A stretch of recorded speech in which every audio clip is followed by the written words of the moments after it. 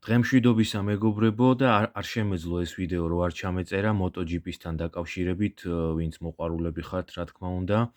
ტაილანდში გაიმართა ერთი კვირის წინ დაახლოებით და ვინც უყურეთ, ალბათ ისიამოვნეთ, თუმცა მინდა აღვნიშნო, რომ აი ვინც დაიწყებს რბოლას, ეხა იშვიათია რომ რაღაცა მონაცვლეობა არ მოხდეს და აქ ამ შემთხვევაში მარკო ბეზეკიმ, არ ვიცი, არავის არაფერი არ დაუთმო, დაიწყო და დაამთავრა და სხვათა შორის პირველად მოხდა რომ აპრილიამ მოიგო რბოლა და ასე რომ დიდი ამბავია მათ სამზარეულოში.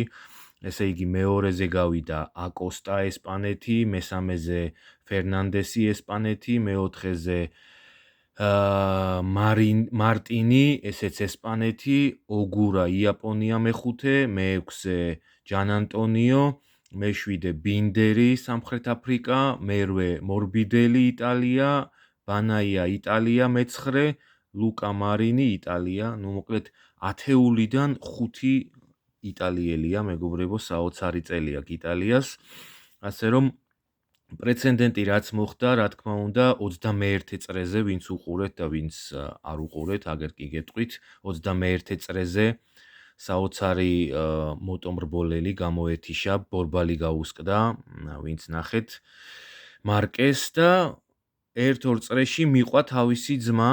ისიც გადავიდა მოედნიდან და ასე რომ ესე გამოეთიშნენ, აი ესე მიწურულს, რბოლის მიწურულს, სადღაცა მესამე მეოთხეზე მერყეობდა მარკესი და ის მეორე ძმა მეცხრე მერვე ესე. აქედან გამომდინარე, ძალიან კარგი სანახაობა იყო და რა თქმა უნდა ულოცავთ ბეზეკის ამ გამარჯვებას და აპრილიას. ასე რომ მეგობრებო, არ შემეძლო ეს ინფორმაცია რო არ მომეწოდებინა და ეს პატარა ვიდეო არ ჩამეწერა, ასე რომ წინ ძალიან საინტერესო ამბები გველის და ასე რომ ყოველივე საუკეთესო სურვილებით, გემშვიდობებით, დროებით.